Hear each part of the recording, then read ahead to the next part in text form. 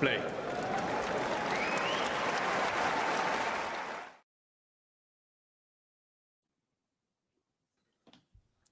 Almost ready. Can you hear me all right, Damien?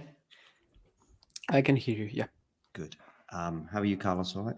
Oh, fine. Thanks. How are you? I'm good. But Carlos, you just revealed to me, you said, what happens when you drink alcohol on YouTube? And I can't believe you've been doing YouTube for like 3 years.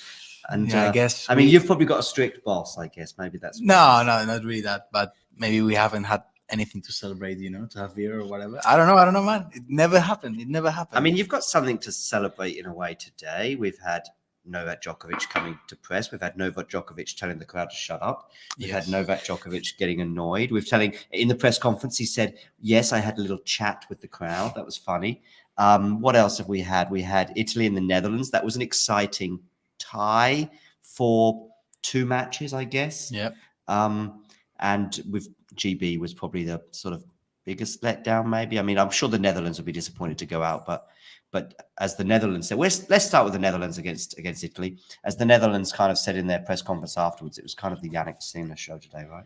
Yannick Sinner effect, absolutely. And they actually did well to get to the double because Botic saved 3 match points against Arnaldi. You could have thought, okay, they're gonna get beaten in 2 matches, and that's pretty much it. They won't even get that far, and they still made it to doubles with a controversial decision, maybe to, not use or don't play Jean-Julien Roger, who is a very established doubles player. But if you look at the match today, Griekspoor was not good at the net, but Kulhov's serve kept getting absolutely smashed, by Sonic or by Sinner. He kept having lots of trouble in his service games.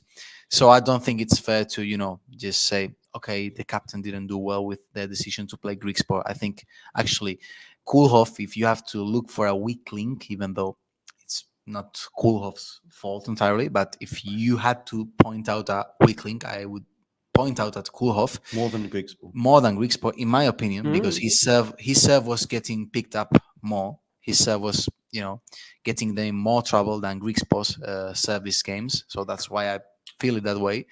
But anyway, I think there's little that they will regret. They fought till the end. They made it to doubles with an Italy team that not only do they have Yannick Sinner, they have Yannick Sinner in the best form of his life. That's the main difference maker, I would say. Damien, what do you think? Yeah, I'm not as positive. The doubles still hurt me. It still hurts me that they actually skipped Roger. And I've gotten in touch with someone who's like, well, let's just say has inside knowledge regarding this. And basically, they didn't want to play Kohlhoff and Roger because they both played deuce side. However, in 2021, they played like a half a year together, and they were actually doing fine. It's not like they were losing first round every single time. I think they ended up with like a positive win rate as well. So I didn't think that was going to be an issue. And even if that was going to be a thing, then you still have Matva Middelkop as another option for the doubles. I'm just not really sure why they actually just, nominate Kohlhoff Roger in the first place. They have no intention of playing that. I guess there could be some potential conflicts. Both guys are used to playing deuce side, so maybe like a quick switch up isn't great. But I think in the match, I actually still blame Griekspoor more, just because, it's okay that Kohlhoff's serve, okay, he was getting into like a lot of trouble in his serve, but part of that is also what the player at the net is doing, right? I mean, as the player at the net, you're going to be hitting the first shot after the serve like 70% of the time, especially if the serve is good. And Griekspoor is not that great at covering the net, at poaching. There were a few balls that he sort of just lets them fly past him, right? And there's huge issues because either Kohlhoff can't get to it or it's just like super clumsy. But as a whole, I understand that singles players can very often be as good in doubles as actual top doubles players. I just don't think Griekspoor was it today. And I also can't blame him for it. He's not an expert in it. He's not a specialist in it. And the whole match overall just was so clumsy from like a total doubles perspective. Like Sinner, Sonego, they also weren't playing doubles. Like these were just 4 random players thrown onto a doubles court. And that sucks because they had Wesley Kohlhoff. I mean, until recently, he was the world number 1 in doubles. Right now, he's like number 8. I know, probably outside of Wimbledon, not the strongest of seasons. Part of that is his serve issues as well. So that's fine. They're of course switching partners with Skapski after this season. But yeah, it just felt so wrong to me that we've got 4 guys and Kohlhoff doesn't really like stand out, doesn't seem like the one who, has so much experience. And the Kohlhoff Griekspoor pairing doesn't really prevail in anything over Sinner Sonego. But certainly Sinner played its part. The return quality from him was just absurd. Sonego playing some inspired peaking tennis as well.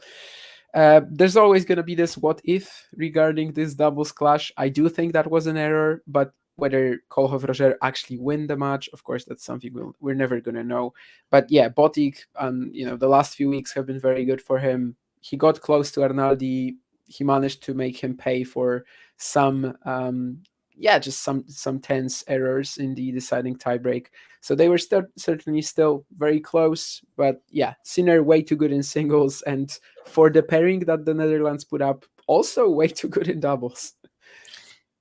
The Dutch captain, by the way, I don't know whether he was just annoyed, whether maybe he was annoyed with talking tennis, but he actually stole my microphone.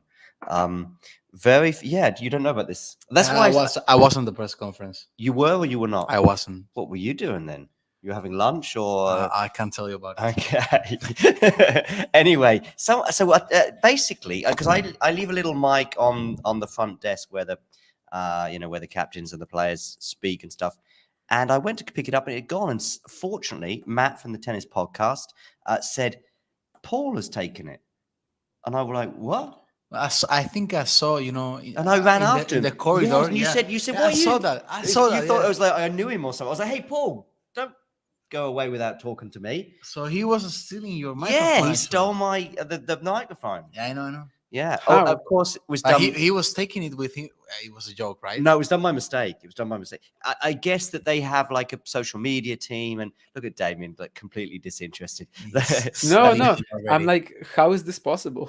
so there's this little part of the microphone, if you like. I put it on the front desk to get a slightly better sound, if possible. And and he just picked it up. I think possibly because he's been in press conferences before where the social media team have probably put something on the desk like that, and he's just for some reason taken it. Unless he genuinely was trying to steal it. I mean, it is the best way to make it go, oh, we always do that. It's a Dutch tradition. Yeah, maybe we've all been there, We let someone, take care of our They things. lost. I would never wanted to have some, some memorabilia from the clash, from the final. I would never have known. They wanted exclusive access to talking tennis. Yeah. They were probably going to, because I think some of this stuff is recorded on these little gadgets. They were probably going to go through them and send it off to the FBI and all sorts and get to the bottom of the Kennedy assassination and. Anyway. I knew you were going to use this has been discussed already. I know. Anyway, tennis. I have to say something about the double. Yeah, sure. Just one little footnote, that's what I say. Talking about doubles, when Netherlands, when they had their media day, I think this was on Monday, I believe, when there still wasn't like much competition. I was at their training because we were waiting to interview some member of the Netherlands team, which I'm probably sure. Well, it's actually Jean-Julia Roger, and it's going to be a very, very good interview. Actually, was that the challenger legend that you mentioned? No, not the challenger. Okay. It's not. He's not a challenger legend. Yeah, exactly, because he doesn't really play challengers, I guess. No, but he is a wonderful interviewee, by the way. Trust me, it's going to be such experience as well, right? Like when he talks to you, you can sort of feel that he just gives you exactly what you want and even more. It's his background and his story of life what makes it really interesting. I mean, I'll probably post it hopefully next week, but you say hopefully next week. Yeah. There are 1 or 2 interviews you've done that are still waiting to see the light. A lot of interviews that I've done that I haven't seen light yet. Yeah. That's my problem. Can I mention anything or not? Yeah, you can. Malaga, Washington. Malaga, Washington. Wow. Ooh. 3 years, but the interview was 3 years ago, 2 years ago. Did you do it in person or No, online? no, it was online. It Yeah, was because I'm online. like, where would you meet Money Yeah, by well, Washington? amazing. I would have traveled to Santa Monica or whatever. The hell I think he's actually staying around there, but no. But on a footnote, they were training, so they were playing doubles, and actually the doubles that they were, kind of trying to get a hold on, Mhm. it was Grigspor and Kulov against Botic and Roger. So it was one singles player, as I would say, and one doubles player facing each other. So I think they knew from the beginning. I don't, as Damian said, I don't know why they put in the first place in nomination, Kulov and Roger, because they had been training from the beginning Yeah. with one singles player and one doubles player. Why did they do that? Why did they You change may as well it? go 2 singles players or 2 doubles players. Yeah, but they and they played a set, and like they were competitive playing it. So it was a serious practice. So at that moment, I thought, okay, they're probably gonna play one singles, one doubles, if it comes to that. Which at the time I wasn't sure it was gonna come down to that, and then it did come to that, and yeah, they did that. So it was probably just saying that it was probably something that they had planned from the beginning. I have no idea who this is, but Prodigy English is saying definitely missing my chaos days. You know who it is? I know who it is. Oh, Yeah. okay. It's Yeah, Joe. yeah. The Joe. legend, Joe. His name is Joe. Yeah. Joe? A legend of tennis, Twitter. Not only tennis, Twitter. I think I met him on, probably on Twitter Oh! or in Facebook. Is Yeah, it British guy. Joe Tennis? Joe Tennis? Joe Tennis. Yeah. I Oh, think. okay. Yeah, I Something know like who he that, is. yeah. Joe Oh, okay, I did. Sorry, C92 is Prodigy his English name. or Joe, if I can call you that. I just didn't know that was his. How did you know that was his handle on YouTube? Well, I mean, pretty. I think it's his handle on Twitter too, or Yeah. No, it used to be his used to handle or be. something. Yeah, it's his former account, I think. A former But account. I Yeah. actually only know it because he joined a stream recently where I think I was with Scott and Claire, Yeah. and I was, that's where I learned that Prodigy is No, him. but I know Joe from quite a long time ago. Actually, yeah, his Insta. I don't remember in which social media did I meet him first, but we got a long time ago. So happy to see Joe. Is it the Manchester United fan? Is it? Yeah. Is that who I think it is? I am probably. I think. Yeah, he's- yeah. Ah, great. Hi, Joe. Sorry, I That- just that's didn't why you know. know him, John, because he's a Yeah, I United do know he's a United fan, but he's not very active on Twitter these days. He used to be more active. That's Yeah. true. Yeah, because he's a line umpire now. But he yeah, kind but that's of right, counts. yeah. I think we all were more active in Twitter at some point. Maybe not Damien because he's kind of famous now in Twitter. But yeah. Damien, I make predictions after they happen. Kust. Sort of. So when who was it? Who was gonna? Oh, that's right. Lehetska was always going to win that match apparently because, and then Lehetska didn't win. That's not what I said. You I mess know up he did. predictions. You mess up predictions with analysis. He said it was. I think the other guy. Who was the other guy? Who was he playing? I've forgotten now. Demon, no? Yeah, Alex Dimonor. Deminor, So yeah. Dimonor was always going to be vulnerable to Lehetska, and And this he is what was. Lehetska was And serving it's for. true. And he then was. Damien has he's got two go-tos when it doesn't quite go to his prediction, if you like. And one is choke, which is what he used on this occasion. Because then it's like, I was still it was. right. Yeah, I was right, but The other one is tired. But I was. If the other person, so Medvedev Nadal, he's like insists that Nadal only won that match because Medvedev course was he did. tired. But on top of that, that also means that his prediction of Medvedev in straight sets was the right prediction. we discussed this at the Billie Jean King Cup stream. I remember It that. wasn't Okay, terribly sorry. wrong. It wasn't terribly wrong. I certainly agree. I actually think that it was more right than anyone who picked Nadal in 5. Yeah, And- yeah, and I I'm serious do. about I do. I'm serious kind of about get it. I but- did bet on Medvedev in 3, and I thought it was really close. Also, I did bet on Fonseca yesterday, and Me Yeah. too. Because the well, opening price was like what, 230 now, or now something like that. I'm happy I'm not the only one, because when I saw Yeah. that he was actually a setup and he lost against Burruchaga on hardcore, man. Yeah, What I saw that he was opening as an underdog, and I was like, okay, I haven't played anything in months, but this one I have to hit because that's absolute BS. And yeah, and then he still lost. I actually could have cashed it out just even before the match started. And you would have. I could have get some cashed it money. out for more. Yeah. Yeah. And I just thought, okay, but he's gonna win anyway. Why would I do that? And The, yeah, the odds weren't down like drastically, and I think that's because everyone bet on Fonseca. And he ended up Yeah, with but some- also because the opening odds were just absolutely ridiculous. I mean, they were pretty much the same as Fonseca against Kovacevic, which Well- for Fonseca, Kovacevic, I think they were pretty much spot on. And now suddenly against Buruchaga, You see, John, that Damien and I are in the same video, the same pod or whatever, and the discussion always turns into challenger. Yeah, I know. feel like I'm. Listen, I've got one thing. I'll bring it back to Davis Cup. Carlos is Carlos. Joe is saying, Carlos, I hope you still have that towel from Madrid Davis Cup 2019. Did you meet each other at this tournament or? I actually don't know what he's talking about. Because I wasn't. I think he's messing up or something because I wasn't in Madrid Davis Cup 20. Maybe he's got the wrong Carlos. Yep. Maybe he No, means no, Alcaraz. but Maybe he no. means Alcaraz. No, I think he needs to give me some context because I wasn't in Madrid Davis Cup 2019. I wasn't in Slovenia back then. So okay. Kieran, Keen, sorry, not Kieran. Keen is keen to hear from us tonight because it's a welcome distraction from some unrest that's going on. What? Oh, Damien J. Clark would have. That's a pretty challenging level comment. I love that. Yeah, do you know who this guy is, Keen? Because he's a big challenger guy. No, I don't know. He's a huge challenge guy, and he's really into Damien's Yeah. podcasting and stuff. Maybe Stuart Parker, who is here as a sparring partner, would have had a better chance. I guess. Yeah, but actually, that's a good question. Is there any Brits that would have had a better chance at Novak? I mean, Draper, I guess, but then you have to play Dan Evans? Draper, I know he's Brody. not Evans easy. is out of the I know, yeah, picture. So, like, out of the guys that were there, probably Draper, right? That's that's the main chance. I mean, Nori just had absolutely zero. But if you play Draper against Novak, you have to play someone lower ranked. It's Liam Brody. That's the only. So it's choice you've Liam got. basically, and then Liam plays and Kecmanovic and loses. No. Yeah, exactly. So I mean, I think the approach was No, they definitely were right. Like they were, they were. I mean, they were just saying that hoping and Norrie has banking on absolutely Draper. zero, but it's not. But it's not absolutely zero. Like it's 15% or something. Yeah.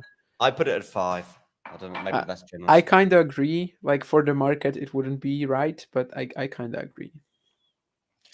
Okay, well, it's just one more thing on the Netherlands. Well, we can do more than one thing, but I want to say something about Botic because I was really pleased for him to win that match because I was very worried for him when he was a breakup in the third and he let that go and he kind of went into sort of timid mode.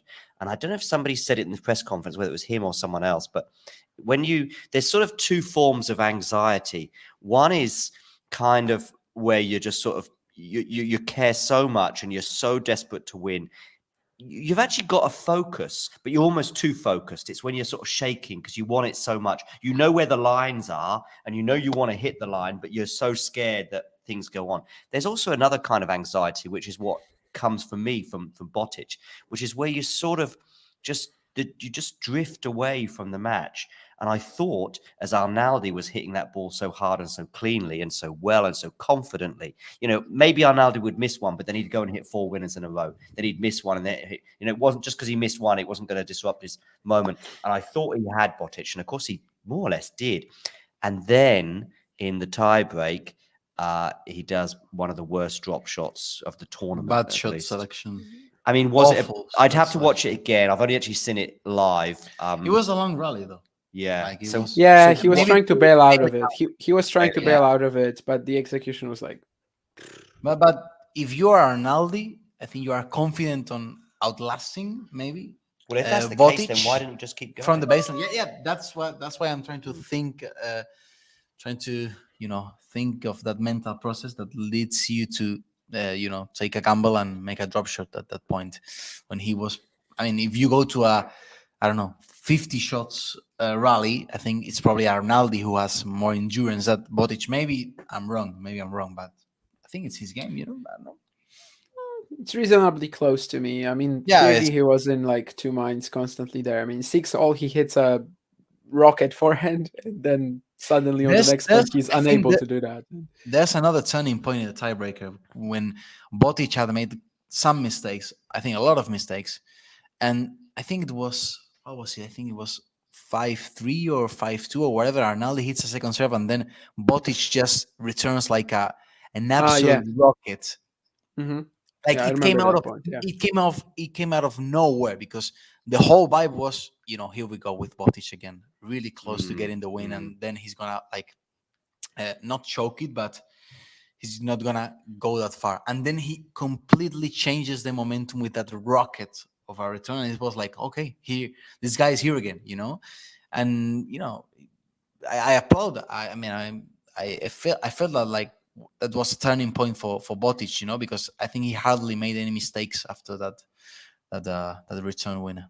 I was pleased for him because I was worried for him basically beforehand. What did you think of that match, Damien? Yeah, great stuff. I mean, Arnaldi, whatever issues he might have had indoors in the past, obviously they don't really matter anymore. Like he has that wonderful. Why are you laughing? He has that wonderful serve, and He's passing laughing at a comment forehand in the right chat. now We'll that come to it in a second.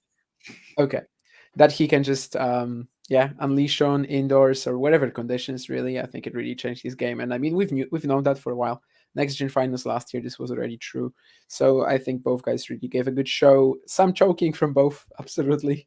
I mean, Botic first set tiebreak, Arnaldi first set tiebreak. So it's fine. I mean, I wish both. I wish both won it actually. Because Botic just a good spike of form, and Arnaldi also could have used that, but eventually, of course, the Netherlands, they lost anyway. Yeah. I mean, Sinner. I saw this on TV or bits of it on TV rather than in the stadium, but that was a very comfortable. I mean, the first set was a tiebreak, right? But then he just ran away with it. Right? It was just a matter of being comfortable in these conditions, I guess. I think Grigspor went away easily too. I mean, he was kind of discouraged. I mean, you're playing Sina, you keeping it close for the first set. You might think you have a chance to win. You might believe that you're gonna get the 2-0 for Netherlands. You're gonna go like undefeated in a quarterfinal match against Italy, one of the powerhouses of this tournament. And then Sina just shuts the door and says, it's my time. It was his time to shine, absolutely, and very comprehensive win for him. Miles, yes, certainly with the uploads of press conferences one after the other, and I know I'm getting some really nice feedback, but also not all the feedback is amazingly nice. Some of it is like just some very angry people writing stuff in capital letters. Although actually, it's not about the Davis Cup stuff. It's more about 2 or 3 podcasts we did over the weekend, like with Damien and I. And I mean, I think I told you about some of the. I mean, you're an old hat. I think we are used to it. You're used when to you are it. in And I'm used to it. When you are in YouTube, you get used to this comment that you said with capital letters. Like they are shouting, they're screaming for the attention. And then there's like foam coming out of their mouth. Just chill the. Yeah, exactly. Yeah. Anyway, every number one is there have been multiple number ones. Every number one was the greatest in their era. Remember that comment? Was that one I should remember, Damien? I don't remember it. Yeah, you sent it, and it was this guy who was basically screaming that we. Oh, no, okay, I mean you sent it on the group chat. Yes, and it was basically this guy saying that we cannot say that Djokovic is the GOAT because Djokovic, like every single person who was number one, can be the GOAT because they were the greatest in their era. And it was funny because right after that, you actually sent a screenshot of a guy who was actually complaining about our depiction of Djokovic in the podcast. So that happens all the time, man. All the time. By the way, this is the most offensive thing I've ever seen right now. I've seen it in the chat. And it's from Miles. Miles is asking, "Have you ever been on the channel before?" Yeah, Miles has missed some of your episodes, which live episodes. Indeed, from the Billie Jean King Cup. And Miles says he's all over women's tennis, but he wasn't aware that you came on the show 2 weeks ago live 2 or 3 times. I don't remember. Anyway, don't make him feel bad. I'm feeling bad now. It's okay, Miles. Don't worry. What's going on here? Fernando says hablar, although I guess they mean hablar un poquito in español. It's well written, right? Like that. Oh, really? Hablar is like the imperative. You say like. Oh, really? Like giving. Yeah. It's with the like an order. Yeah, I know. Yeah, I never knew that. He's like. I know what. You know what it means, right? Like do it now. Do it. No, like speaking a little bit in Spanish. Speak, yeah. Come Yeah. on, Damien. What does it mean, suéltate, though? I don't know. It's Jump like up? let yourself Suéltate, loose. though? Oh yeah, Let yeah, yourself loose. yeah. Which is why Okay. they're Hola, me llamo Damián. Vivo en Polonia. Yo There soy you go. 14. 14? Yes, you got- 14? Is that 10-4? No, that's 14? 24. No, 24. 24, Yeah, but he no? said no, 24. 24. He's Yeah, making I'm, it- I'm You are not. I'm 24, not this. Damien. You're not 14. No, 14 You're would be 24. like 14. 14. But you or said something like that, 10-4. yeah. So I just Yeah, sort of yeah. Yeah, it was weird, but I was actually I'm surprised. I thought sorry, he I was haven't younger than spoken. me. I haven't spoken Spanish in like 5 years, probably. So It's good. You don't you remember know much. more Spanish than I know Polish. It's more than fine. You know, I think I only know Jazda, and that's because I see it in Twitter every single time Miga plays, so it's okay. Okay. Netherlands, Italy, tick. YouTube comments, tick. Challenger comments, tick.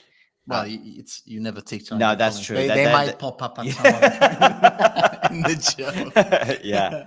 There's some Okay. interesting comments in the chat about the crowds in Oh, Saudi Arabia, but Saudi, yeah, I just sure, don't yeah. think we have any real info on that. I mean, we're just gonna have to see. Like it. I know they're like kinda delving into tennis now. I know a person who's like a coach there and coaches Saudi Arabians. Oh, Saudi Arabia. And yeah, they're Is he paying Spanish? him. Yeah, you know that guy probably as Yeah, well. yeah. So they actually pay him, in order to improve the Saudi Arabian tennis for the future. So I know there are some stakes there, and there's money involved. But whether that will actually mean that we have crowds at the next gen? What? Well, no. I'm not gonna ask a question about the next gen finals now. But I was curious to know about the field. Because the field, may have been more exciting for the Saudi fans. I don't think it's gonna be like a huge turnout. I think it's gonna be like Yeah, fine. But there will be people it's a there. little lower in star quality, let's say, than previous Yeah. years. I mean, Do you think it's it would kind of what the event is about. But then Who how would do have been you... who would have been the star names to have given it? Shelton. Shelton, if he was there, right? I Do mean, you that really think the probably is. Saudis are making? Do you think the Saudis who are in? Because most of the people that are going are not going to be probably tennis fans. They're just going because it's an event and there's probably champagne and Maybe and maybe shrimps or they whatever. should pay us journalists to go there. Well, they possibly would. Sometimes these countries they do that. Actually. Yeah, I know. They do that. Yeah. Which in a Yeah. way also gives light. It shows that there are some questions. But maybe It's already Abdullah Billy, they Shelbay, could- Pardon? Abdullah Shelbay, I mean, the sort of Arabic common identity that they have. Maybe he's gonna bring in people. I don't know. Mashallah, Jordan is super close to Saudi Arabia, right? yeah. Oh, okay. Yeah, Shelby yeah. is The Rafa Nadal Academy. Yeah. Yeah. Yeah. Yeah. Miles is far softer than me on the Saudi Arabia topic. I'm a little bit more concerned than he is. He's like, given the WTA finals for 5 years, at least they'll get the thing sorted. And we won't have to worry about the rain because it hasn't rained in Saudi Arabia for about 37 years. But anyway, that is a topic for another day. So, unless we've got any other objections, let's get to. By the way, Miles is asking who's going to win the whole Davis Cup, and I mean, I guess Serbia took a huge step today, and I was thinking that whoever Serbia or Italy plays in the final, they should be the favourites against Australia or Finland. Yeah, I agree. So I guess that the winner of that one will be the most likely one to go on to win the whole thing. Damien? It kind of depends, because if you get Australia against Serbia, of course, Djokovic is like a free point for you, whoever you're playing, really. Yeah. But then you have, let's say, Thompson or Popyrin against Kecmanovic, and it's doable. But Damien, the way Kecmanovic played today, I know, but I'm he's not better expecting... than Thompson. Yeah. Maybe they should play Popyrin, as you mentioned. They could try, because he has like a higher ceiling. So I think Thompson is a better option if they're like looking for a reliable player. But if you're like really looking to tackle someone strong, it could be Popyrin, yeah. But basically, if they win the first singles, I mean, then they become the favorites because they're better in doubles, right? So I think Australia has a real case. Does Italy have a case? I mean, if someone is beating Djokovic, it's Sinner. So yes, maybe. I don't think it's a given. I think it's pretty close. Obviously, Finland is in real trouble if Rusevori isn't playing.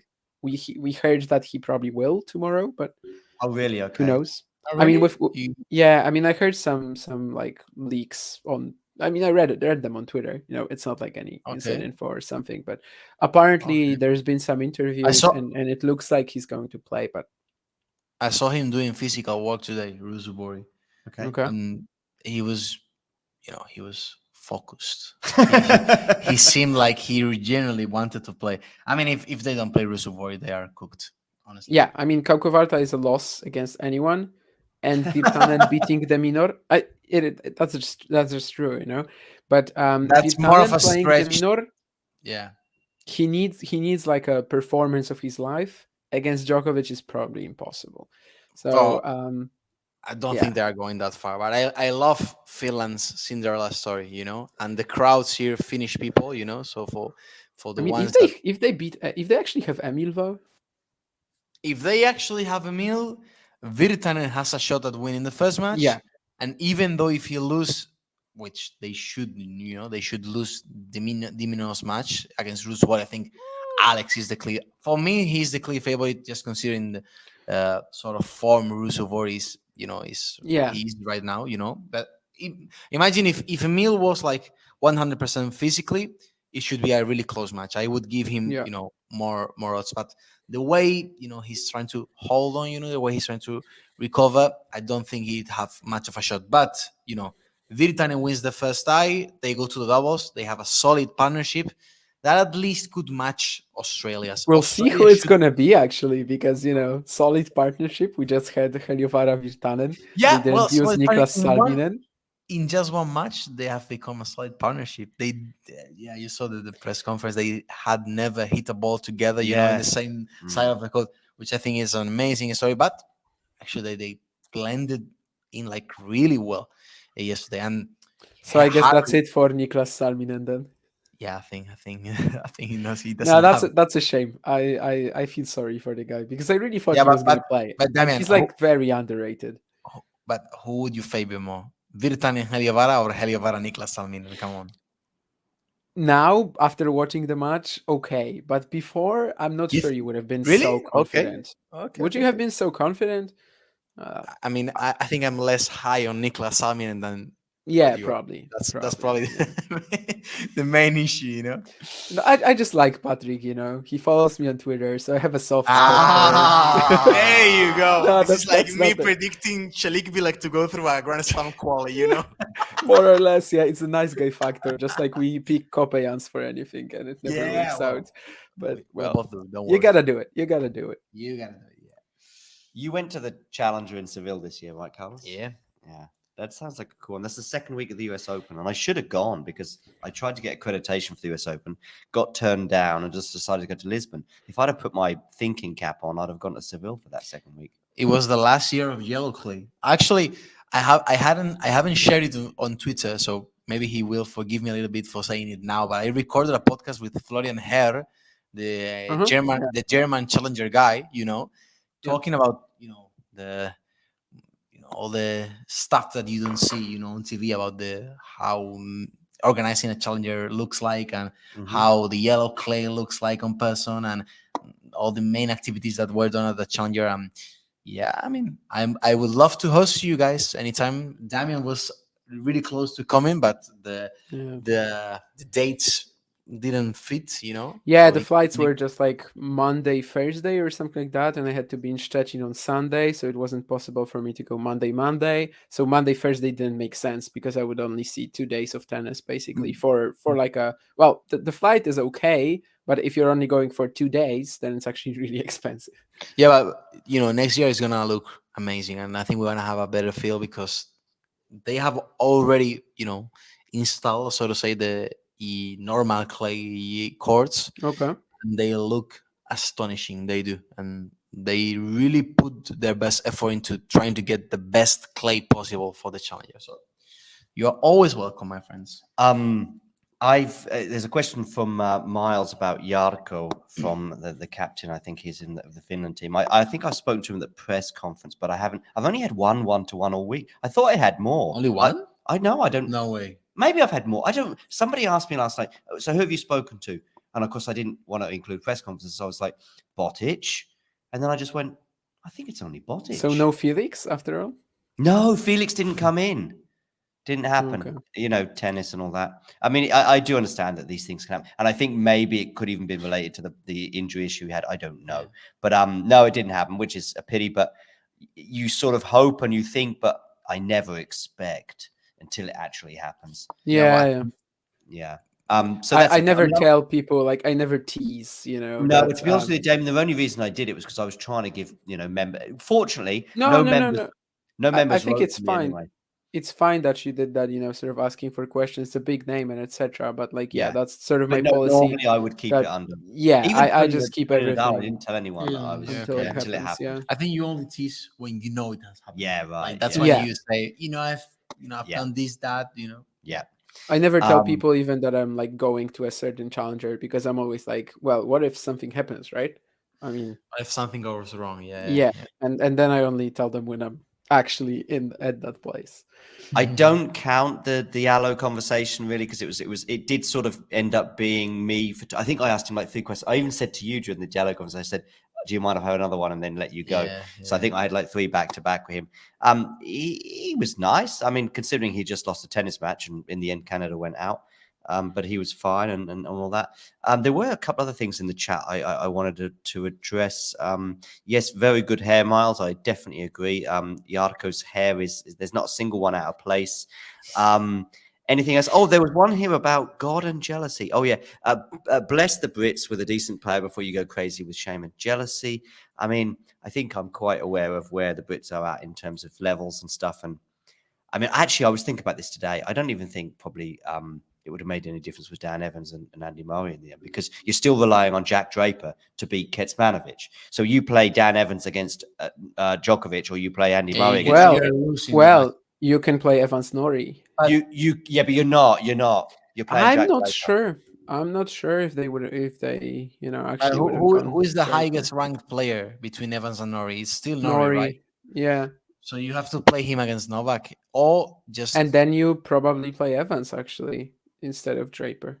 I think Evans beats Kecmanovic. The best chance for Great Britain would have been Evans first, like highest ranked player, Draper second choice. I agree, but that's Norrie. like a tennis hipster edition. We think like this because we're sort of thinking this tennis hipster way. And I'm actually not sure that you can't ditch your best or your highest ranked player. I mean, it's like saying him, you are top 20 in the world, but I don't believe in you. It's just shattering. I don't think it would happen, but I do agree that Evans Draper was probably the stronger option, but I don't think they would ever ditch Norrie. Exactly. You don't think so? Exactly. No. Even though Norrie, I think he lost 2 matches he played in group stages. Is that right? I think so. Did he? What, in Manchester? In Manchester. I think he played 2 matches and he lost them both. So who was carrying Evans, right? Evans was carrying and Norrie was... The doubles. Yeah. They saved 3 match points against France in the doubles. Oh, yeah, right. It was the shootout for who... Let me... A really bad picture, but this is Kecmanovic basically celebrating match point. But it could just be some random drunk guy who's run on the court with a tennis racket. Look at how bad that picture is. And Keane, by the way, that would be great. I mean, to be honest with you, I went to one challenger this year, and unfortunately, I won't be able to make it next year because I won't be in Germany at the time. But it was the one in Koblenz. You went to Koblenz? Yeah, of course I do. I'm not like I'm a hipster. No, but I wanted to know if that city is good. No, not really. Right. Okay. Oh wait. There's 2 Koblenzes. There's one really beautiful one on the border of Switzerland, and there's this other one that has a challenger. The one that has a challenger is shit, right? No, but the one which has a challenger is like a lot bigger, so you probably know the one there, but right? The town is nothing. Or at least the part of the town I saw, which is from the train station to where it happened. I mean, it looked fine from what I've searched. Maybe I just didn't explore enough.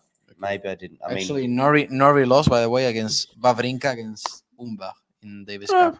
That's fine. And out of the last 1, 2, 3, 6, 4, I think six matches. His last 6 matches, he had only won 1 match out of 6.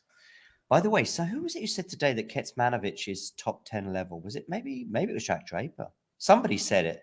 They said Kecmanovic played like a top 10 player today. Okay, played. Okay, Played, maybe. I think And that's maybe a his little ceiling high. is sort of there, but but you could he- say that about lots of people's ceilings. He right? did was a play good- an excellent match. It was a good press conference with Kecmanovic. Oh, it was great. It's a pity Really because I've good. lost the video and I haven't uploaded it yet. Maybe I'm you've- going to get it tomorrow, but You've lost the video, really. yeah, that was it's so it was a 5 minute. I mean, it's not it would have probably only got a couple of hundred views or something, but it was fun because I spoke to him about Estoril, where I said, you told me you were on fire in Estoril. And he said, yeah, that comment didn't live very well in terms of it because he lost the final and then had a bad 6 months, basically. Actually, following up on that, the first question that I was like, it must feel nice to win such a close match in tough fashion after the year you've had. Yeah. And he was yeah.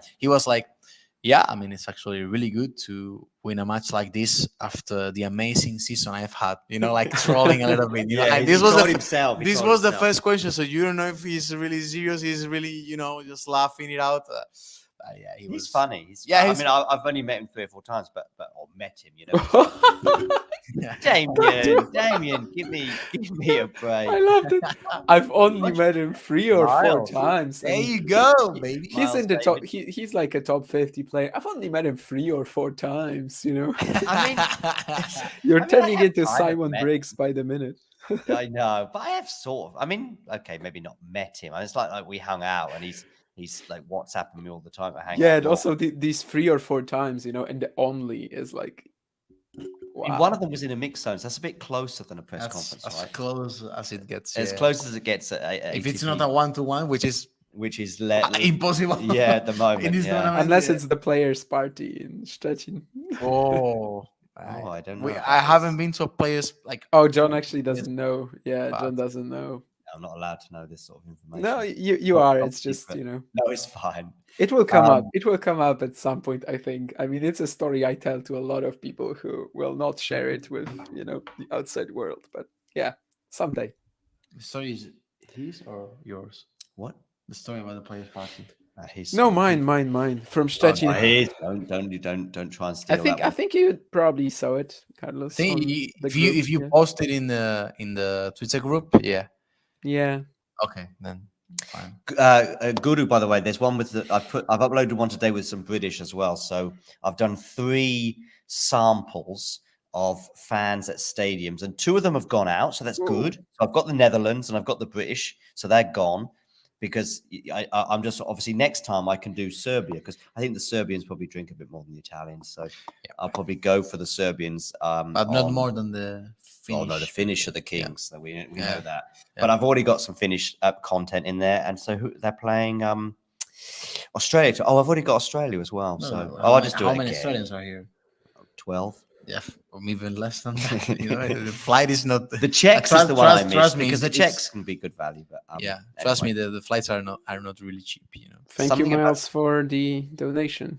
Yeah, thanks, Miles. I was gonna tell that. Next time, Miles, just put it straight into my bank account. Yeah, it would be then better. we'll miss the YouTube won't. Yeah. Yeah, know the fee What will is be it? there. Yeah. Something like that. Can we say this? Yeah, we can talk about it. This kind of donation, that it's not like a huge amount, Mhm. less than 10 euros, for example. I think they usually get around 40%, maybe even less. Because that's dollar. So I get 40%. No, you get 60%. I get 60%. The YouTube gets like 40%. Okay. When the donation is bigger, 50. let's say 50, they do get 50% Okay. So of the donation. So it's like, you're feeling like you're being absolutely stolen, But I mean, I've had even worse experiences than that in some cases with YouTube. So I mean, let's talk about Kecmanovic, by the way. He was amazing. I mean, one of the key points for me is, unfortunately, somebody beat me to it with this question, but or mentioned it before I thought about it, was just on the return today. Draper was okay at best on the. I mean, there was. By the way, I still think Draper's level wasn't too bad today. It wasn't like Draper was just horrible or something like that. Draper probably played a 6.5, 7. yes, I think maybe the back-to-back sort of tennis tournaments he's been playing recently caught up to him. Probably he peaked in Sofia, perhaps.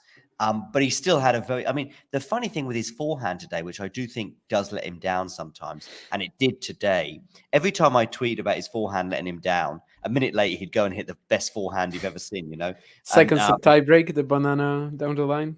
Right, exactly. That was one of them, yeah.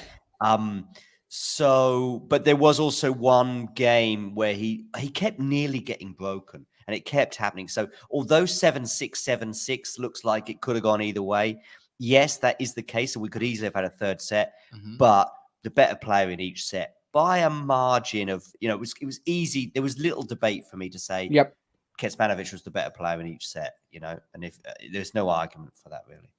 I agree with you. And he played as close as he has recently played to the version of him we saw against Alcaraz in Miami. He mentioned at the press conference that from Stockholm on, he has sort of felt better than during the whole season. Like, he got a little bit of confidence in this last stretch of the season, but he had been a shell of himself for the last, 5-6 months. It's good to see him back in the mix. I don't know, Damien. I have my issues with this because, for me, after that Alcaraz match and the whole first 2 months of 2022, it's kind of tough to say which Kecmanovic is actually the real Kecmanovic, right? Because it's like a shell of himself, a shell of that version, yes. Yeah. But after that, we don't really see that guy for the next year and a half. So, I have an issue definitely with him as a player who can go forward because, that aggressive version that we saw today, it's rare. And of course, 2022, the beginning of the season, ridiculous for 3 months, but that was really the extent of it. But certainly it was nice to watch him here, playing such inspired, positive tennis. I guess that's what you get from the Davis Cup setting. And I think in the stream that we did, John, on the Davis Cup preview, we were, mentioning that basically Draper is because Djokovic is guaranteed almost to get a point, they also need to rely like this on Draper. And I did have a really bad feeling about all of this pressure on Jack. I don't think he actually lost it because of pressure. I don't think so, but he did I think a mention it. lot of people were mentioning that, well, basically, let's say I saw a couple of people just trying to sort of predict how the ties could go. And Draper was an insta lock to get a point for them. And they were like, okay, so this is going to deciding doubles. And I never really felt like he's a 2-1 against Jarek, Kecmanovic, or 60-40 is what I said. Lajovic. Yeah, I think even that was a little much. Potentially, I mean, of course, next year, he has a great season. He could be a 2-1 against Kecmanovic in 12 months. But I just wasn't really convinced, and I was afraid about this one. And I was afraid probably from the first game, actually. And I started thinking, oh, okay, this is going to. And I think every service game, Kecmanovic was getting close, And I think there was one that Jack got out of at 15-40 in the first set, got away with it. There were several love 30s and 15-30s in the second and set. Draper didn't get to deuce himself, right? Never got to deuce, never got a break point, of course, as a result of you don't get to deuce. And there was another thing I want to say. Oh, yeah, so Jack did say in the press conference afterwards, probably just giving it about the right amount of consideration, was that just probably did have a bit more nerves because he knew that he had to win, really. He said, what did he say? Something about Cam. He said, so, I mean, Cam's about to start. He's just starting his match with Djokovic. And he's like, I back Cam all the time or something like that. That's the best way you can say it. I back my colleague, I back my player, I back my man, but that doesn't mean I genuinely think he's going to win. And that's as much as you can do.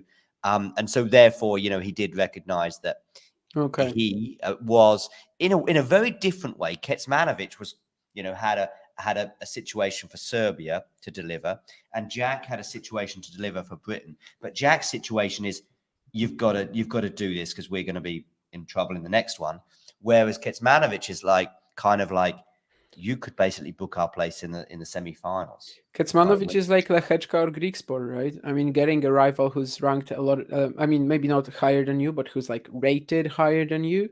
But even if you lose, it's okay. We still have the doubles. But he only played it at first match, not like Lechečka or Greek sport at the second. And he's actually the only one who delivered in such a circumstance, I guess.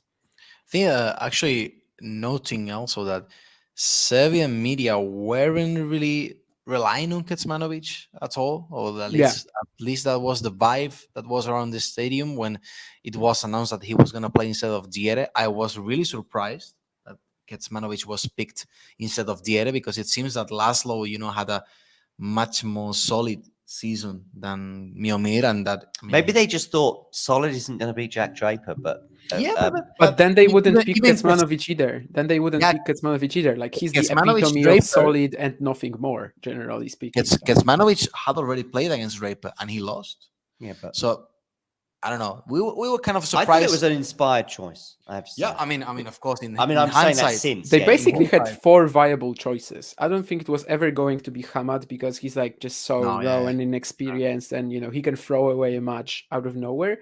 But I don't think he was like completely out of the consideration because he No, I mean- might have the highest ceiling out of them all. It's And a if- similar. It's a similar situation to Italy. They may as well Yeah. choose Sonego, Arnaldi, Musetti between the 3 three of them. players, yeah. It's very slim. No idea absolutely Yeah. who they were going to choose. Yeah. Margins I think are. yesterday there were some reports from Italian press that they were going to pick Arnaldi, but until then I had absolutely no idea who they were going to choose. Everyone, I mean, there is an argument for all of them. There's 2 questions in the chat that we can quickly address, and then we'll go to Djokovic and Cam Nori. One is Carlos. If there's one challenger in Spain that you could recommend to visit, which one would it be? Well, Seville, yeah, I guess. Yeah, there we go. Do I need to say something? The only one tiny thing, as someone who knows Blanco was cool, right?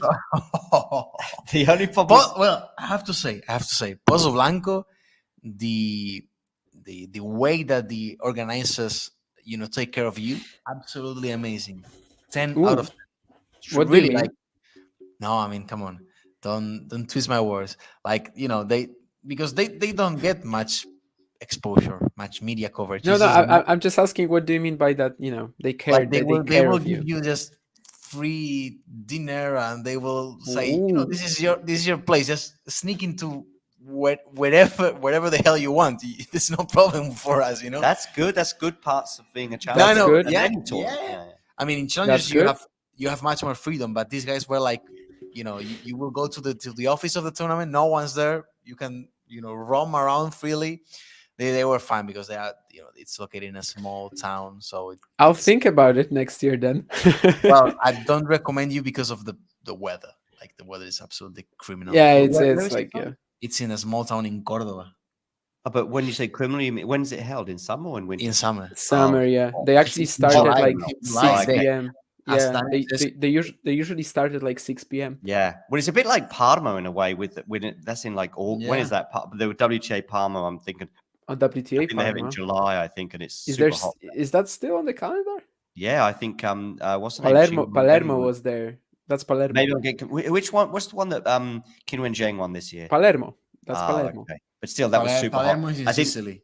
Yeah, and they didn't have matches until nighttime there, I think, as well. And Yeah, they start really late. Yeah. that was the other thing with Seville. It gets a bit better in September, but you can still have some very hot September. Yeah, it really depends on the year. Yeah, Mm. you might be prepared to sweat a little bit, but not as and much. then, and then you go to Szczecin, and it's like the first event of the summer. I mean, first event that Winter. done every particular summer where it's like really cold in the evenings, especially. So Yeah. that Damien, would be a nice temperature jump. Can you give me 30 to 60 seconds on any junior Brits that you rate right now? Honestly, I mean, I think Keane mentioned Arthur Ferry. I know he's not a junior, but like, he's finishing his last year in college. We'll see if he's actually back, but it looks like he will have top 100 potential. Jack Pennington Jones, I guess, also after he finishes college. But like when it comes to actual junior, we've just had Henry Searle winning Wimbledon. I honestly can't tell you yet if he actually has a lot of potential in the pros. Kind of have to watch him a little bit more. Otherwise, I don't know if there's anyone really who stands out, right? I mean, other than Searle. I would say he's not a junior, but Draper is this most solid pick that they have for the next. Out of these 4, I think Draper is definitely the best bet to like reach top 10 and etc. I'm really sorry for. I mean, really sorry. I feel for Paul Jubb. Is he still injured? Is he all? No, mean, he's playing this week. He won 2 matches already. Yeah. but I think Damian, he was really burnt out mentally. This is one of the interviews that I did in Pozo Blanco, but I didn't release. And end of last year, beginning of this year, someone stole my phone. Okay, so I lost the audio, so I could never release. But I remember some things, and he was. I mean, I remember speaking to him, and he said that mentally he had like a really rough times. Like last year, beginning of last year, something like that. He really had a tough time mentally, and that he started, reading and trying to do some things that would get the focus away on, having depressive thoughts. So I think it caught up to him a little bit, even then injuries, mental demons, so to say. Everything, was like a perfect mix for just falling off a cliff. Yeah. I'm gonna go to the bathroom. Okay, so let's get to the Djokovic match, although there's probably not a huge amount to talk about. I actually didn't think Djokovic's level was that high. I thought he did enough, and that's all he needed to do against Cam Norrie. It could have been even more comfortable than the one break. I think there were certainly a few times it looked like he was going to get a double break, certainly in the second set. He just did enough. There were some sparks, but I don't think he was bringing his Turin final level, maybe until the last game of the match. And I saw Cam Norrie get pumped for the last game. And it's like he was sort of banging his racket and looking towards his team as like, I'm going to get into this service game and I'm going to make a match of this. And he served to love. He served it out to love. And there was some bombs in there. There was some, catching the lines with serves and basically just Norrie didn't barely get a racket on any of the full serves from memory. Certainly not into any of the points anyway. And that was that. Anything to talk about the match itself, Damien? I didn't watch it. When I saw that Kecmanovic won, I saw that, well, there's no point in watching that, especially as Djokovic Norrie is an awfully boring matchup. General. Yeah. Like, their previous meetings were honestly the only interesting thing was that smash that Norrie hit at him in Rome. Basically, I know Wimbledon, there was set for Cam Norrie, but it was just like the Sinner. Yeah, it was just like the Sinner match that same Wimbledon, where you never felt like Djokovic is actually losing. I remember watching that in Braunschweig, I think, and I could barely see my screen because it was so hot and so sunny. But yeah, I just watched the first set and Djokovic was awful. And then the moment he turns it on, I just know that there's no point seeing that anymore. I turn off my phone. I just start watching focusing on the challenger only again. And basically what I'm trying to say is that I didn't watch it, but I think even the stats tell you a lot. Djokovic lost 8 points on his own serve. And on his serve, there were 48 points played. On Norrie's 75. I just mean that Djokovic lost, even the stats tell you a lot. Djokovic lost 8 points on serve, and there were 48 points played on his own delivery. And for Norrie, it was 75. So, where all the action was happening. And yeah, as I said, Carlos, you didn't hear it. I just didn't watch it because there was no point in doing that. It's a horrible matchup. And it's actually, like, I felt like there's no chance. Of course, if Norrie was like up a set or, just with a shot to win it, I would have turned it on. But yeah, that never happened. I think from the first point, you could see that Djokovic, he was not tired in any way or not giving his best at this match. And the only way for Norrie to win it was, to face a jaded, out of sorts Djokovic. He wasn't. So from the first break, and I think Novak, also, his dominance was even stronger because he broke at the beginning of each set. So it was like, there's no contest in every single set because Novak has the lead already from just the start, and I mean he completely controlled the court at his will. He had Norrie at his mercy. I think Norrie did well, to try to just hang in there, just fight, run a lot of balls. He also said in the pre-match press conference that he was gonna run for more balls than usual, and he certainly did. But that's not the way of beating Djokovic. That's not how you beat Novak. So what else can you do, man? Yeah, I mean, it was kind of a flat-ish affair, Yeah. even within the stadium, of course, which had more Brits in there than Serbians. I was looking around at them, and they were obviously pleased to be watching Novak Djokovic, but that was about it. That was about all they could take from it. That they were there to watch. One of the top 50 players of all time. I would suggest he's in the top 50. Top 50, Novak. maybe top 100. Top 100, yeah. He's not a challenger legend, of course, but he'll never get that. He's won a couple. Has he won a couple of challenges? Has he? I don't remember exactly how many, but I think he won. He has certainly won at least one, right, Damien? Or am I missing? Yeah, Federer only has one, but Djokovic, I think, might have like 2 or 3. He had to play more challengers than Federer. It's possible, but it's possible actually that right now every single top 100 player has a challenger, because for a while it was only Milos Raonic who didn't have one. So I think it's probably every single player in the top 100 now. This would be a question for a one-to-one rather than a press conference, I think. But actually, that now brings a question to me. Did he think when he was winning that challenge or those challenges that not that he would go on to win 24 slams? I don't think even Federer would. Federer didn't know, when he won his first Wimbledon. But did he really sort of know? Actually, I've got this. I'm going to go on and do amazing things and win multiple slams. Or did the first one surprise him? Did the second one surprise him? And then suddenly he's on 5, and then suddenly he's on 10.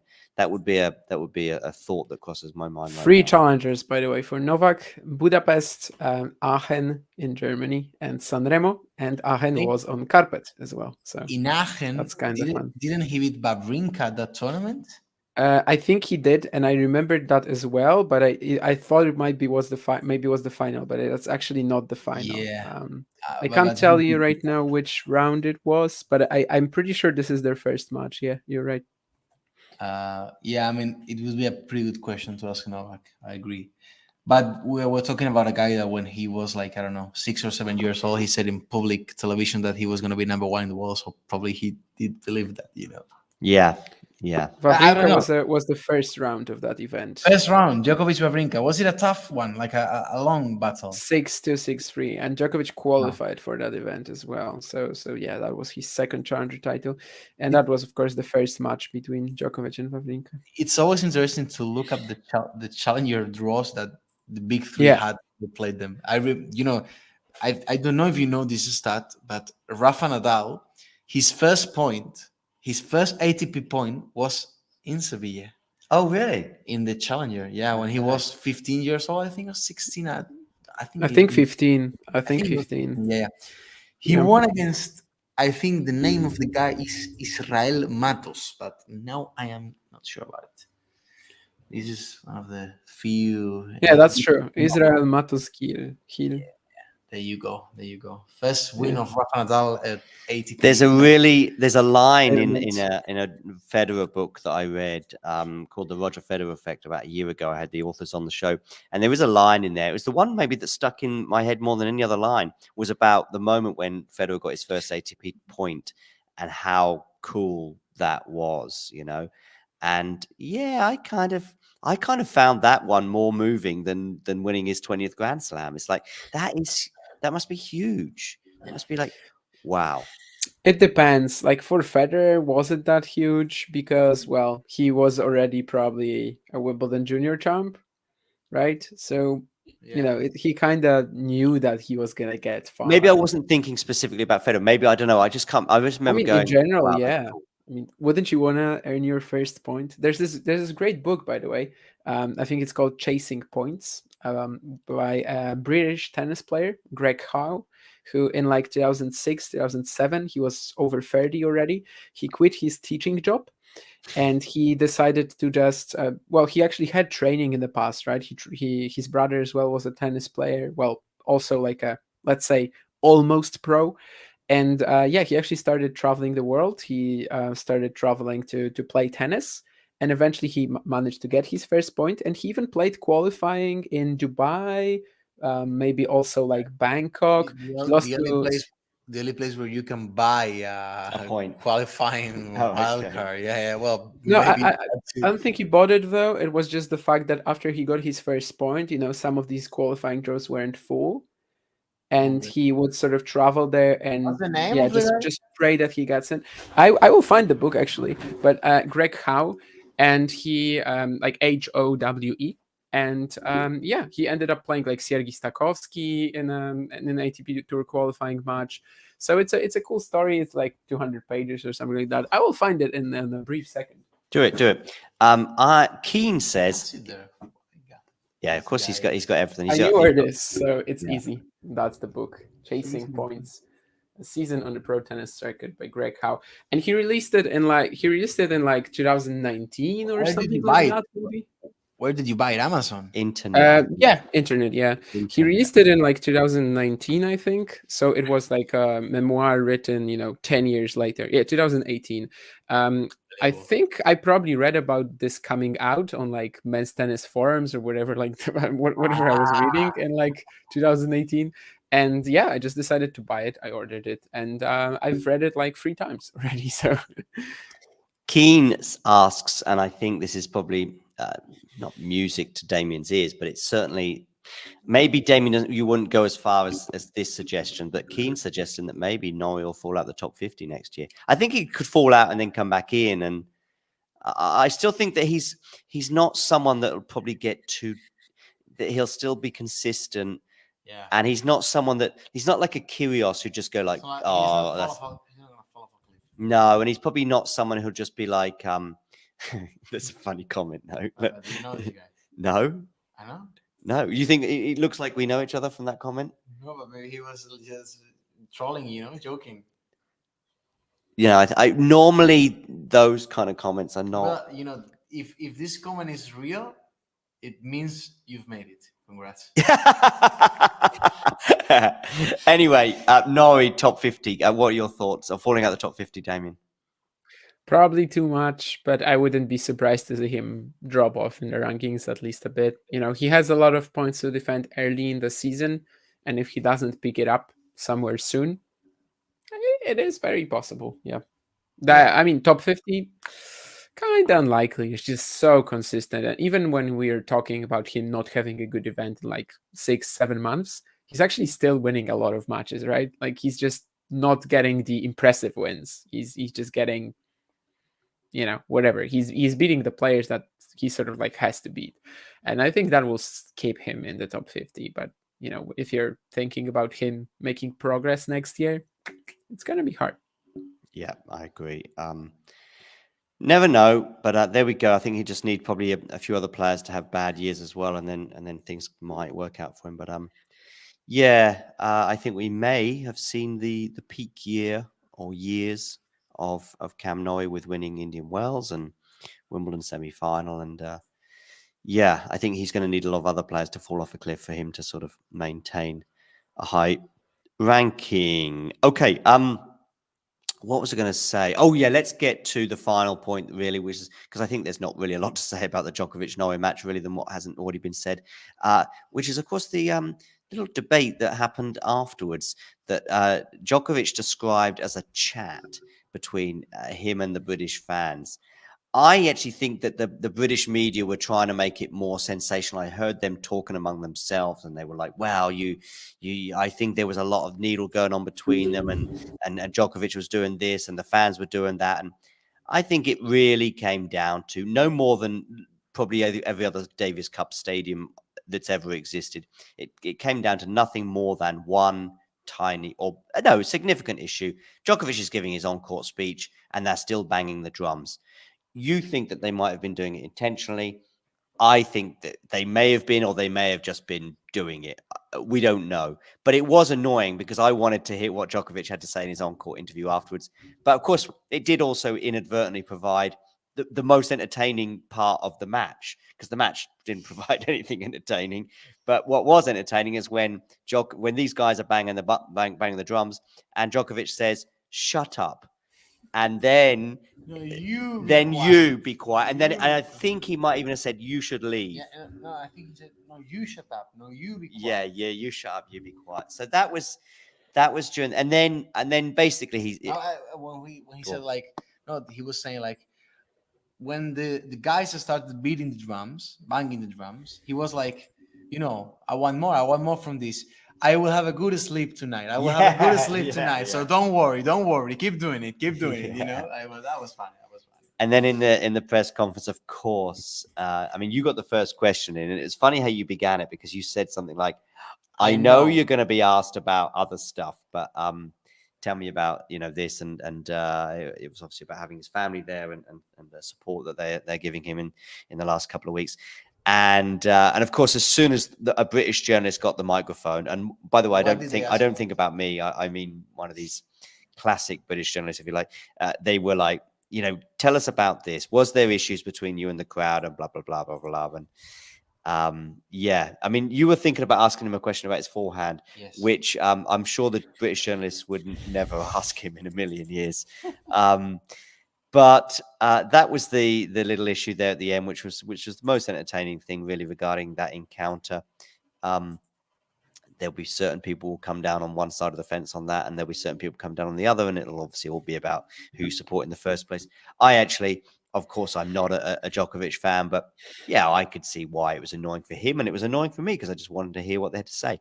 But was it a big deal? Not really.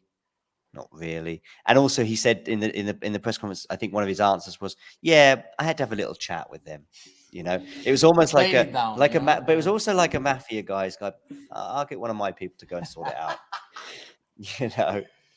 I'm gonna make him an offer he can't He cannot refuse. refuse. Yes, indeed. I think the thing is, he likes it. He won the match. I mean, so that's he gets pumped up by this. Yeah. stuff. And it's When he celebrated the it's first also to go in the press conference, or even just from the moment that he's got the microphone in his hand on the court, he's kind of in control of things from that moment onwards. And yeah, and he also walks into the press conference, and he's possibly aware that there's going to be some journalist going to ask him about it, and it's actually quite an easy one to deal with in a way, because probably no one's going to have the temerity to really go for Novak on it. Like, don't you think that was a bit rude? Because no one's really going to do that, and therefore he can just take control of the situation, and therefore I giggled when he said we had a little chat, and that is that. Something about goat and stuff from Guru in the chat, and people are really hurt, etc. etc. Guru, by the way, he began with a comment like this, and then he went really quite nice in the middle, and now he's gone back to Good. You're turning him into a talking tennis believer. Good. I like it. Great Guru. All right. I think we've kind of previewed tomorrow's semis, or sorry, not tomorrow's semis, because one's on Saturday. I certainly we've done Finland, Australia. I think we're all going Australia, right? I want to say that Finland has a shot, but I can't possibly. He's saying Patrick Niklas Yeah. the deciding double. No, that's actually not what I'm saying right now. But I like that. Yeah. I still cannot go Finland. I would love to see a close match between Virtanen and De Minaur. I don't know if this is actually happening, or am I just daydreaming here? But basically, if what are we starting with again? I like Thompson or Popperin against Virtanen. No, because Emil is playing, right? Emil is probably playing. Yeah, if Emil is playing, they have a shot, but I still cannot go against Australia, which is kind of boring. Like if the final is Serbia Australia, I'm boycotting that. It's just gonna be the most boring thing in the world. Djokovic De Minaur is probably even worse as a matchup than Djokovic Nori to watch for me. It's like Medvedev Zverev almost, although less competitive, so actually worse. But basically, what I'm trying to say, that I think on the preview for Davis Cup that we did with John, I said that this time I'm actually really excited about the Davis Cup, because there are all these countries that I want to see, like the Netherlands, like Canada, like Czechia, and they're all out besides Finland. So I would really love to see Finland go through, but I don't think it's the most likely outcome. No. The thing is, if you can have one or two of as we also said, there was no like outrageous favorites in any of the ties. And it's okay having one or two of the underdogs, such as Finland, going through. The problem is then when the favorites or the slight favorites or bigger favorites such as Serbia go through in the other one, and then also you've got Serbia and Italy on the same side of the draw. So then it's like, well, if Finland got to the final, for example, against Yeah. Serbia. Or against Italy. Especially without Emil, right? Like if Finland gets to the final against Serbia and they can't play Rusevori, it's a done deal because Djokovic plays Virtanen and Kaukovalta plays whoever from Serbia. So It's the same if they play against Italy. But it's the same with Rusevori Yeah. too, no? Because Rusevori, I see, but then No, the not Virtanen really, will play because second. Virtanen can have a Yeah. shot at Kecmanovic, Yeah. Virtanen Yeah. can have a shot at Jera, yeah. yeah. But So then, in a then way, actually, Rusevori's it could be fitness like is against Great Britain, right? Rus- It could be Rusevori's like fitness against Great Britain. is not about Rusevori. It's about meaning you can go up against Novak, so our other guy can play against. You know, I think I actually mentioned this, but probably to another person, while at the stadium in the arena today. I said, the best thing that can happen to Finland is that Rusuvori plays tomorrow, even though he plays like, I don't know, and he loses 6-0, 6-0. Because Kauko Valta against whoever the Australian team is playing is a done deal. He's going to lose. But if you play Virtanen against Thompson, against Popperin, it's actually Virtanen and Thompson. I feel like in this indoor hardcourt, it's quite even. I mean, Thompson is a slight favorite, probably because of Virtanen only experience. in Davis Cup plays like, he can recently, but he does. So he could. But absolutely do it. it's a bigger shot than if he plays Diminaur, and it will also give him extra time to rest for doubles, and maybe Rusevori goes there, retires 1-6, 1-3 down, saying, I thought my shoulder was better, but in the end, it's not good, blah, blah, blah. But hey, or 1-2 down. Sounds 1-2 familiar, down, right? Sounds familiar. 1-2 a breakdown. Yeah. Yeah, but just, I don't know. I mean, if I am a Finland, I would think that way, and then go to doubles. It's a little bit of a shutout. I think Australia would be a little bit of a favorite there, but it's doable. Australia Italy final could be interesting, competitive. It would also depend on the point between the second higher. Yeah, although we might get to a point with See, Sinner just playing back to back. I mean, he played doubles today. He played singles. He came back off that run in Turin. We do see him still. It's not a gimme. It's not a gimme against the Minor. It's not like a Novak scenario where he's just, He's more likely to get like so tired up to the point that he may lose or may be more vulnerable. Yeah, loses a set and then suddenly who knows? He's certainly more vulnerable to that scenario than Djokovic. That's true. Yeah. Okay. Well, I think that should basically bring us to a close. We spoke about all the quarterfinals. We've given a prediction to some extent for the semis or given our views on it. And we've spoke about Djokovic's little chat with the crowd. And make sure you hit the like button. Make sure you subscribe. What's going on here? Damien, Carlos, have you watched the Finland number 3 before? Does he have potential? Oh, okay. I wasn't seeing the comment. I thought I'm reading. Patrick Kaukovalta. I've watched him a couple of times this year. In Tampere, he played a great match against Daniel Michalski. I honestly thought he was actually going to maybe be competitive against Raonic because, well, who knows where Raonic is at the moment. But after watching that match, he was just so, clunky. And at some point, he just started approaching the net on every single point. And as a whole, he would that was his only game plan. He wasn't able to hold up in any rallies. He's like a bit of a, he's not a great mover. Let's say that. He is a little underrated, but like a little.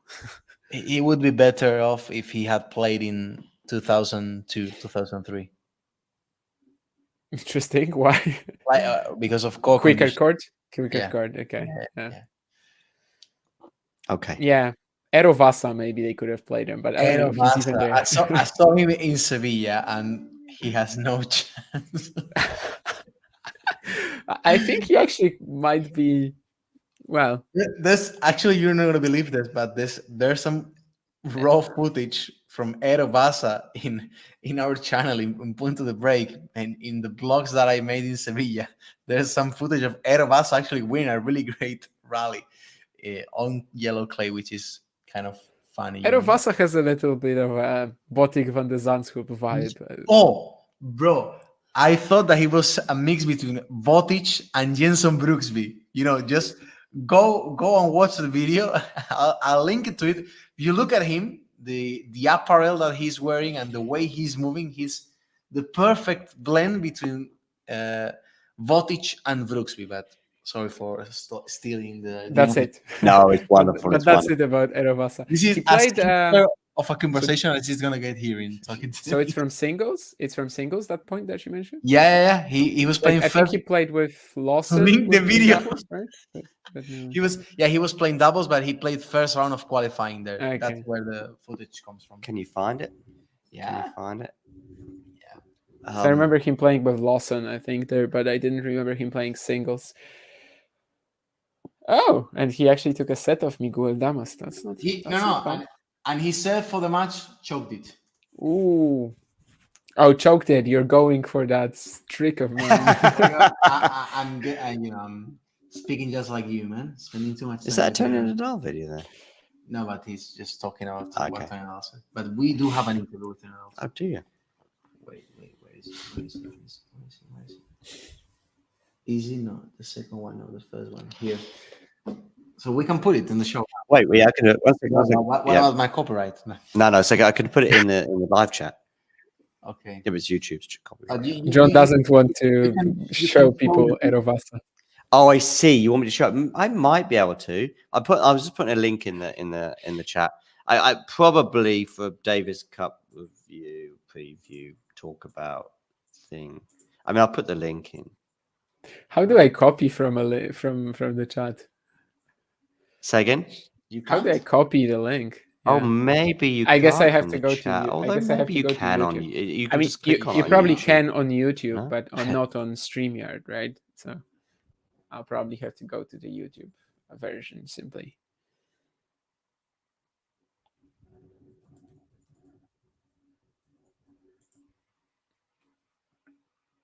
You guys are out, I guess. Yeah, suddenly it got very quiet, and I guess it's not me.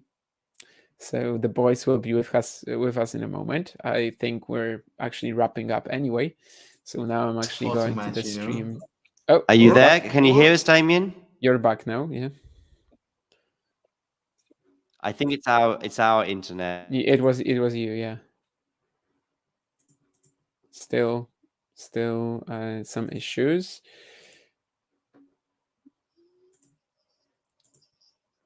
John didn't want to show us the Erovasa video, and now they're boycotting him. The Finnish Tennis Federation has decided to take down our stream. But as I said, we are kind of wrapping up anyway. What? Who? What? Hmm? Can you hear me, Damien? What happened? Yeah, I can hear you. No, I was saying that the Finnish Tennis Federation is trying to take down our stream because you didn't want to show the Erovasa video. Oh, why don't you put another frame? No, this one put an Erovasa frame, which is what the people are looking forward to see. They don't want to see your face like that. I mean, I'd probably say that they aren't, but let me just try and find a frame. no, let me over there. Okay, just a frame. They don't. Yeah, but why don't you want to put that? I mean, just because I'm super tired. Okay. So this is the yellow clay that you're talking about? Yeah, this is. Okay. There you go. Here he is. It's like he's in prison or something. But look at how he finishes his motion. look how nice it is. Can the people see it? Just put it. They can, as you were there like this. Look. And that's enough there. I think they can see it. Can you see that, Damien? I don't know if you can see that very well. It's on the left side. Yeah, I just started watching it now. What the hell is that? Really? That was a drop shot? Was that what I was supposed to see? No, because I'm watching He's it in the middle on of the serve. Oh. Listen, I want to go and wrap this up. People are telling us, look at this. I guess now I'm watching that rally. He's watching the vlog. Yeah, he's now. watching it. Yeah, I'm watching that rally. Right. He carries his You're actually right about Brooksby. I never noticed that, but he actually has this like very loose. I can't describe it, but like he finishes off that smash or he finishes off that drop shot, and it's like his racket is like barely gripped in his hand, and like he just moves like this, and that's Jensen Brooksby in him. And Botic is like the whole physicality. Yeah, so it makes sense. I thought of him as Botic combined with someone else that I can't remember right now, but Brooksby actually makes a lot of sense. Yeah. Right, on that bombshell, I'm going to bring this to an end, and we'll see you all again very soon. Yeah, I know. I showed that one earlier. That's a nice line to finish on as well. Anyway, thanks for tuning in, and make sure you give the magician a follow on Twitter and all that stuff and social media. And absolutely. if you speak Spanish, check out Punto de Break for sure. If you speak Polish, there's I showed you Damien's Polish nemesis, didn't I? Nemesis. He did a live show, I think, from the Euro 2024 thing. Why is he my nemesis? I don't even know who that is. John has been sending me screenshots of the guy, and I'm like, who is that? That's the first thing I asked him. Like, why are they related? And he said, they're not related. They're Polish. They're both Polish. And they're both kind of very different. I don't know. They are related by John's delusion. That's it. Still all in my head. But he did enter the live chat for me once. He wrote a couple of things in Polish, which I translated, which was just like, "Hi, I am the guy from the other channel," and just saying hi. But yeah, I mean, even then, obviously, he's not writing in English. Damien speaks English. They're just opposites in every single way. All are opposites. On his YouTube channel, I hope I don't sound like I'm mocking him, because I actually do think he's kind of funny in a way, even though I don't understand. He's got a crucifix behind him, you know, and that's something I would never have in my room. You know? I mean, Damien has a European Union towel, which even for flag, Damien, it's a flag. It's a flag. It's a flag. But it's a gift. That guy has a crucifix, and probably Damien has a yes. Niklas Salminen picture. The opposite. Oh yeah, for sure. And that's the opposite of a crucifix. A Niklas Salminen photo. They just pray to different gods. That's it. Right. Before we hemorrhage any more viewers, anyway, I'm gonna say, you know the drill and all that stuff. So speak to you soon. Cheers. Bye. If you enjoyed this video, make sure you hit that like button. Don't forget to subscribe and click that notification bell so you don't miss out on all things tennis.